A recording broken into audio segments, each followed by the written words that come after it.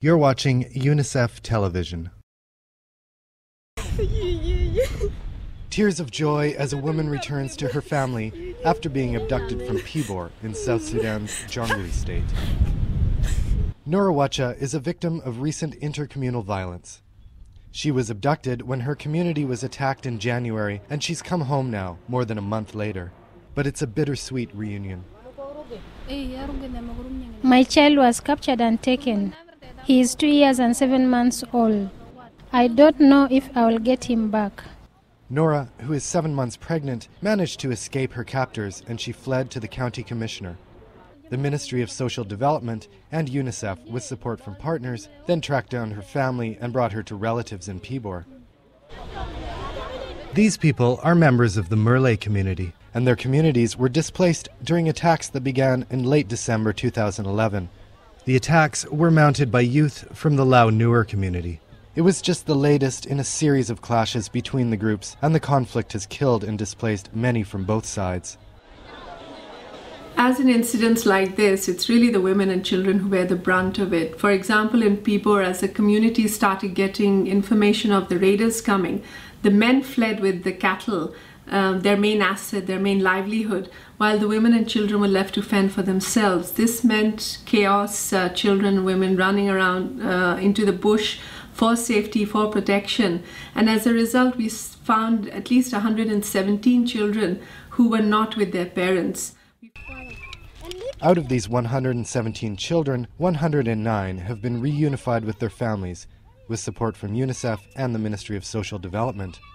An estimated 140,000 people have been affected by the latest violence in Pibor County. Many people, especially children, are malnourished or sick after spending weeks hiding in the bush from their attackers. UNICEF, through its partners, continues to provide support for the affected population in various areas. These include health and nutrition, water, hygiene, and sanitation.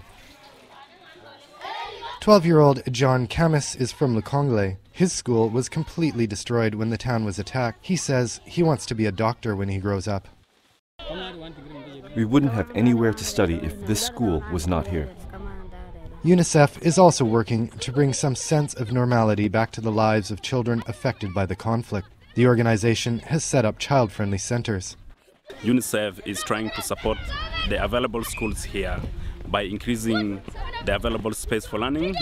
A number of tents are being set up to supplement the existing classrooms here so that the schools are able to absorb the extra number of pupils that have come, that have settled as displaced people in this area. Joshua Konyi is the county commissioner for Pibor. He emphasizes the importance of educating the next generation to stop the cycle of violence which revolves around cattle raiding. When they are educated, they'll be taught not to go cattle raiding, and they will interact with their neighbors from different tribes and see them as their brothers. Stopping the practice of cattle raiding would bring security to the region, and especially to women and children who are often targeted and abducted during attacks. It's extremely important that we engage with communities, and really the action has to be on their part. They know who the kids are in their community who have been abducted from other ones. So every time we have an incident like this, it sets back the whole process. But it doesn't mean we give up. We have to continually work with young people, with the elders, with the women, with the children, to see how we can address child abduction, which really is one of the greatest violations of children's rights in South Sudan. This is Jared Ferry reporting for UNICEF Television. For more information, go to unicef.org. Unite for Children.